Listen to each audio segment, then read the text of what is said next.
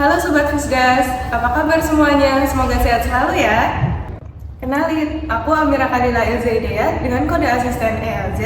Kali ini aku bakalan nemenin kalian praktikum bareng di modul kapasitor. Tapi sebelum itu, teman-teman sudah tahu belum sih apa itu kapasitor? Yuk belajar bareng. Oke Sobat Fusgas, pada modul kapasitor, di sini kita akan membagi modulnya menjadi dua subbab modul, yaitu pada pengisian muatan kapasitor dan juga pengosongan muatan kapasitor. Nah, sekarang kita mulai dulu dari subbab yang pertama, yaitu pengisian muatan pada kapasitor. Nah, sebelum belajar lebih dalam, kita harus tahu apa itu tujuan dari submodul yang pertama, yaitu pengisian kapasitor. Yang pertama, kita ada memahami karakteristik pengisian muatan pada kapasitor. Yang kedua, mengetahui pengaruh komponen kapasitor pada proses pengisian kapasitor. Yang ketiga, ada membandingkan nilai kapasitor dari perhitungan secara teori dan juga perhitungan secara praktikum. Yang terakhir, kita ada mengetahui perbandingan dari rangkaian kapasitor seri dan juga rangkaian kapasitor paralel. Kemudian, untuk submodul yang kedua, yaitu pengosongan kapasitor, kita memiliki 4 tujuan juga. Yang pertama, memahami karakteristik pengosongan muatan pada kapasitor. Yang kedua, memahami pengaruh komponen kapasitor pada proses pengosongan kapasitor. Yang ketiga, kita ada membandingkan nilai kapasitor dari perhitungan secara praktikum dan teori. Yang terakhir, kita mengetahui perbandingan dari rangkaian kapasitor paralel dan rangkaian kapasitor seri. Nah, untuk dasar teori submodul yang pertama, yaitu pengisian kapasitor, kita ada pengertian dari kapasitor itu terlebih dahulu. Jadi, kapasitor adalah komponen elektronika yang memiliki kemampuan untuk menyimpan suatu muatan dan mengeluarkannya kembali pada saat diperlukan.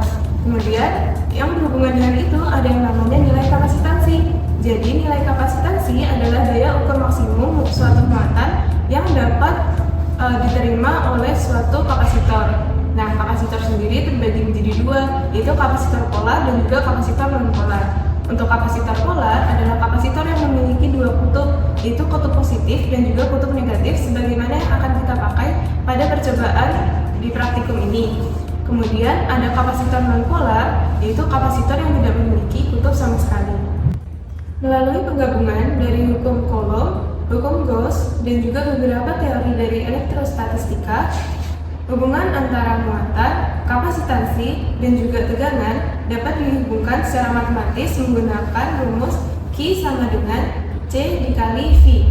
Dan Q sendiri adalah muatan kapasitor dengan satuan Coulomb, C adalah kapasitansi kapasitor dengan satuan farad, dan V adalah beda potensial memberi tegangan dengan satuan volt. Nah, kemudian kita ada yang namanya kapasitor plat sejajar. Jadi, kapasitor plat sejajar adalah suatu jenis kapasitor yang umum kita gunakan. Nah, kapasitor plat sejajar ini memiliki rumus C sama dengan epsilon dikali A per D, di mana C sendiri adalah kapasitansi kapasitor dengan satuan farad. Epsilon adalah permitivitas absolut yang merupakan kekalian dari permitivitas relatif dan juga permitivitas ruang hampa, dan A sendiri adalah luas bahan dielektrik, di mana bahan dielektrik sendiri adalah suatu bahan isolator yang dapat memisahkan antara muatan positif dan juga muatan negatif. Dan yang terakhir ada D. D itu adalah jarak antara kedua plat konduktor. Nah, untuk rangkaian kapasitor sendiri dibagi menjadi dua, yaitu rangkaian kapasitor seri dan juga rangkaian kapasitor yang paralel. Untuk rangkaian kapasitor yang seri adalah kapasitor-kapasitor yang disusun secara sejalur. Jadi, setiap kapasitor memiliki muatan yang sama namun tegangan yang berbeda.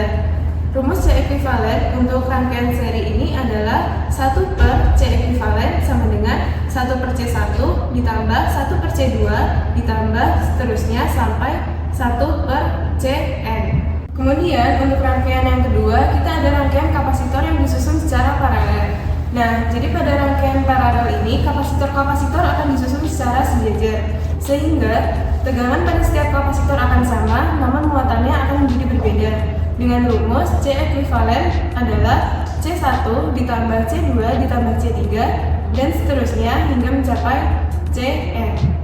Nah, teman-teman tahu nggak sih bagaimana cara mengisi kapasitor?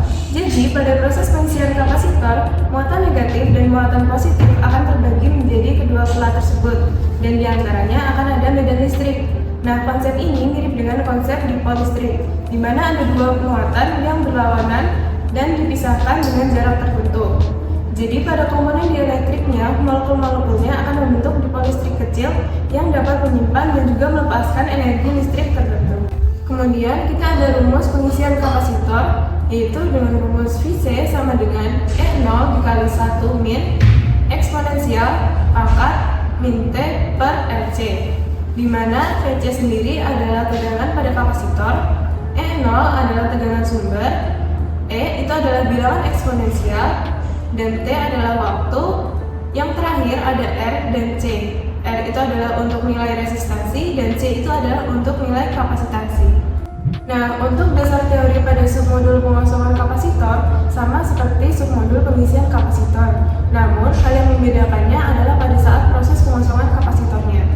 Pada saat proses pengosongan kapasitor, maka muatan-muatan tersebut akan mengalir kembali ke rangkaian yang akan menyebabkan pelemahan medan magnet. Nah, pelemahan medan magnet ini akan menyebabkan dipol kehilangan energinya. Hal ini yang dapat menyebabkan kapasitor menjadi kosong kembali. Kemudian, hal yang membedakan pada saat proses pengisian kapasitor dan proses pengosongan kapasitor terdapat pada rumusnya, yaitu pada saat proses pengosongan kapasitor rumusnya adalah Vc sama dengan E0 dikali eksponensial pangkat min T per Rc, di mana Vc sendiri adalah tegangan pada saat proses pengosongan, E0 adalah tegangan kapasitor pada saat sebelum proses pengosongan, E adalah bilangan eksponensial, T adalah waktunya, dan R dan C itu merupakan resistansi dan juga kapasitansi dari kapasitornya. Nah, kapasitor itu sering digunakan pada alat-alat elektronik sehari-hari, contohnya seperti pada handphone. Nah, saat kita menggunakan touchscreen atau menggunakan flash kamera, disitulah konsep kapasitor akan bekerja. Oke, jadi gimana nih teman-teman? Udah mulai ngerti kan ya apa itu kapasitor? Setelah ini jangan kemana-mana ya, karena ada teman saya yang akan memperagakan percobaan praktikumnya. Selamat belajar! Halo teman-teman semuanya, gimana nih setelah belajar bareng Kak Elza tadi? Pastinya seru kan? Nah, kali ini tentunya gak akan kalah seru. Teman-teman bakal ditemenin sama aku, Ajeng Putri Zalianti dengan kode asisten ZAL. Kali ini aku bakal nemenin teman-teman semuanya gimana sih prosedur atau langkah-langkah praktikum pada modul pengisian dan juga pengosongan kapasitor. Penasaran kan? Yuk kita belajar bareng. Alat dan bahan yang akan kita gunakan pada praktikum modul pengisian dan pengosongan kapasitor diantaranya ada catu daya DC, kemudian isi soket, kabel jumper, multimeter digital, resistor 100 kilo ohm, kapasitor 100 mikrofarad dan 470 mikrofarad, dan kita akan menggunakan stopwatch. Setiap alat yang kita pakai tentunya harus kita rawat dan kita jaga dengan baik. Jadi pada setiap modul tentunya ada SOP-nya tersendiri. Untuk SOP pada modul kali ini, yang pertama, catu daya hanya boleh dinyalakan setelah rangkaian selesai dirangkai. Kemudian yang kedua, catu daya diset pada tegangan 5 volt. Yang ketiga, perhatikan tegangan break pada kapasitor untuk menghindari risiko ledakan. Pastikan muatan pada kapasitor sesuai dengan spesifikasi yang telah ditentukan. Yang keempat, sesuaikan polaritas kapasitor dalam rangkaian guna mencegah kerusakan komponen. Yang kelima, dalam percobaan kali ini kita akan menggunakan resistor 100 kilo ohm, kapasitor 100 mikrofarad dengan tegangan maksimum sebesar 16 volt, kemudian kapasitor 470 mikrofarad dengan tegangan maksimum sebesar 50 volt. Dan yang terakhir, komponen pendukung lainnya meliputi jumper dan multimeter. Dan tentunya seluruh alat yang digunakan harus dioperasikan sesuai dengan prosedur operasional yang telah ditetapkan. Pada modul pengisian dan pengosongan kapasitor dibagi menjadi dua rangkaian, yaitu rangkaian seri dan rangkaian paralel. Untuk yang pertama, pada rangkaian seri, dari catu daya positif akan terhubung ke resistor 100 kilo ohm. Kemudian akan disambungkan dengan kapasitor pertama dan kapasitor kedua, yang nantinya akan kembali lagi ke catu daya negatif. Perlu teman-teman perhatikan, karena kapasitor yang kita gunakan adalah kapasitor jenis polar, sehingga kita perlu memperhatikan polaritasnya atau kutub negatif dan kutub positif pada saat perangkaian. Untuk selanjutnya, kita akan memparalelkan multimeter terhadap dua kapasitor yang kita gunakan.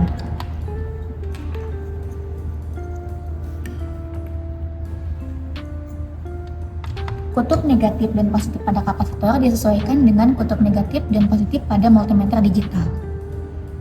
Setelah itu, dapat kita sambungkan catu daya dan kita nyalakan Lalu kita atur voltage-nya ke 5 volt.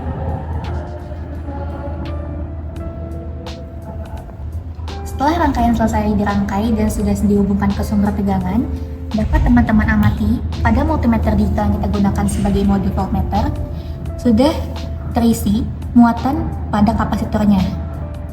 Namun, karena pada pengolahan data nanti kita diminta dimulai dari T sama dengan 0, maka kita perlu yang namanya short circuit pada rangkaian kapasitornya. Rangkaian SC-nya ini atau short circuit-nya ini dapat kita hubungkan ke kaki positif dan kaki negatif pada kedua kapasitor yang kita gunakan. Setelah kita SC-kan atau short circuit-kan, dapat teman-teman amati bahwa tegangan pada kapasitor yang terbaca pada multimeter sudah kembali ke nilai 0. Pengambilan data ini akan kita ambil pada saat T sama dengan 0, 10, 20, 30, dan 40 detik. Stopwatch akan kita mulai pada saat rangkaian short circuit sudah kita lepas. Kemudian dapat diamati bahwa tegangan VC sudah mulai terbaca pada multimeter digital. Untuk pengambilan datanya dapat disesuaikan dengan waktu yang sudah tercatat pada stopwatch untuk detik ke-10, 20, 30, dan 40.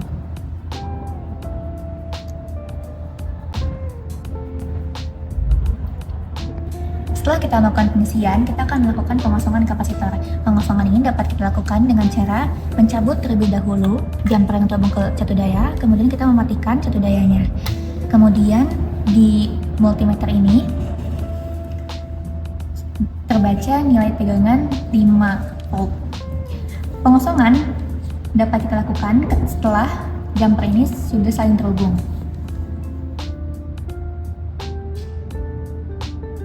Kemudian untuk pengambilan data dapat dilakukan dengan cara mengambil data PC pada saat T sama dengan 0, 10, 20, 30, dan 40 detik. Selanjutnya untuk rangkaian yang paralel akan dilanjutkan oleh teman saya. Halo semuanya, aku Alifa Meda dengan kode asisten ALF akan melanjutkan rangkaian paralel pada praktikum kali ini. Pertama-tama kita memasang resistor di kisi soket dan paralel di antara dua kapasitor. Perlu diperhatikan kembali kalau kapasitor ini memiliki sifat polar sehingga memiliki kutub positif dan kutub negatif. Selanjutnya, catu daya positif disambungkan ke positif di resistor, dan untuk catu daya negatif disambungkan ke kapasitor negatif. Kemudian dua kapasitor ini diparalelkan dengan multimeter. Untuk negatif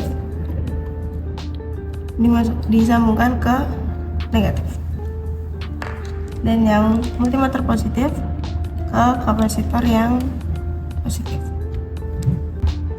Selanjutnya kita bisa menyalakan catu daya dan mengatur tegangannya di 5 volt.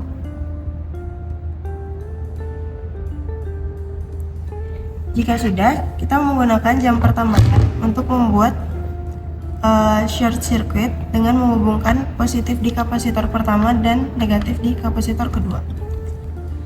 Untuk pengisian dilakukan dengan cara membuka short circuit pada rangkaian dan menggunakan stopwatch untuk menghitung waktu pengisian pada kapasitor.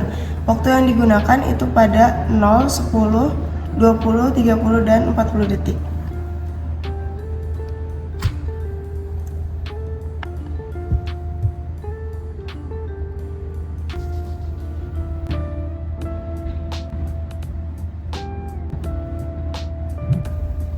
Selanjutnya, jika kapasitor sudah terisi penuh, saatnya melakukan pengosongan pada kapasitor.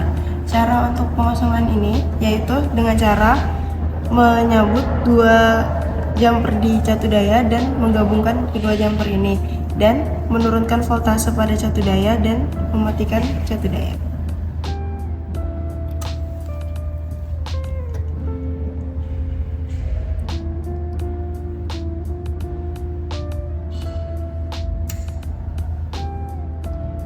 Untuk pengambilan data menggunakan waktu 0, 10, 20, 30, dan 40 detik.